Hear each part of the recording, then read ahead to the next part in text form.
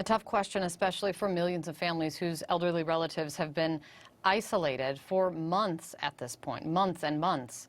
And even more so for those in long-term care facilities, as cases are rising once again among the most vulnerable populations. Joining me right now is Mark Parkinson. He's the president and CEO of the American Healthcare Association, which represents over 14,000 long-term care facilities across the country. Mark, we hear Dr. Fauci's concern about family gatherings this holiday. You have a very specific perspective on this. How concerned are you about this holiday? Well, we are extremely concerned. I mean, unfortunately, our worst nightmare has come true. The rapid increase in cases across the country has led to a rapid increase in cases in nursing homes. You know, we had a high of about 10,000 a week back in the spring. We worked really hard. We got the PPE that we needed. We cut those rates in half. Well, last week, we had 12,500 people in nursing homes diagnosed with COVID. And the tragedy of that is that we know that 20% of them will die, 2,500 of those people.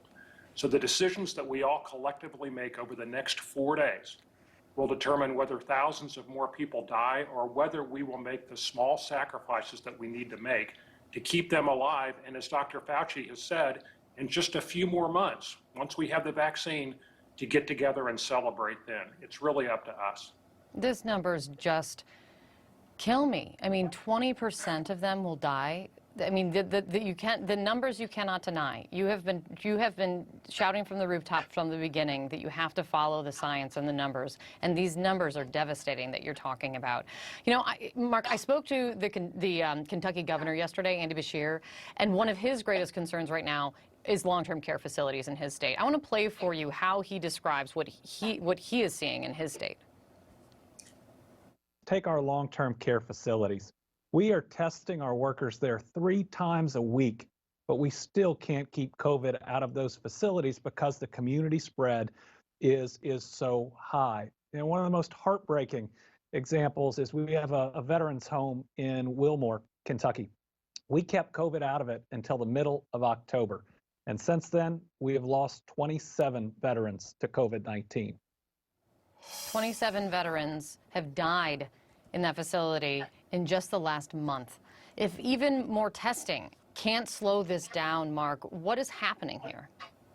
Well, Governor Beshear is exactly right. Even in facilities like those veterans homes in Kentucky, where they're doing everything that can be done, testing 3 times a week, wearing PPE all the time, this virus is so contagious that even under the best of infection control, we're not able to keep it out. The answer is socially distancing in the general public, celebrate Thanksgiving, but celebrate it at home with people that you live with. If we do those things, we know that we can stop it. And the reason that we know that is all we have to do is look at other countries. If you look at China, we now have twice as many new COVID cases every day that China has had during the entire pandemic. Now, they're not a free society, and we are, and I'm not suggesting that we become authoritarian, but if we just do the right thing, wear a mask, socially distance, make a few sacrifices, we can bring these numbers down. But if we don't, there's going to be more tragedies like the ones that the governor has outlined. Oh, God. I want to ask you quickly about the vaccine. The CDC this week, the advisory board, it actually debated whether residents of long-term care facilities should receive some of the first doses of a vaccine. They haven't made a decision, but I'm just curious what you would say if the residents of long-term care facilities were not at the top of the priority list. It would be the worst public policy decision in the history of the country. It would be so foolish. If we take 4 or 5 million of the initial vaccines and vaccinate all the residents of long-term care facilities and all of the employees, we know that we will overnight cut deaths 30 or 40%, because 30 or 40% of the deaths are occurring in those facilities. So I know that there are a ton of people that deserve to have the vaccine very early on, and I'm sympathetic with those people, and we'll do everything we can to fight for them. But for goodness sakes, let's not debate who should get it first. It obviously should go into long-term care facilities. Mark, thank you for coming on. Unfortunately, this conversation will still be necessary after this holiday. I'll check back in. Thank you.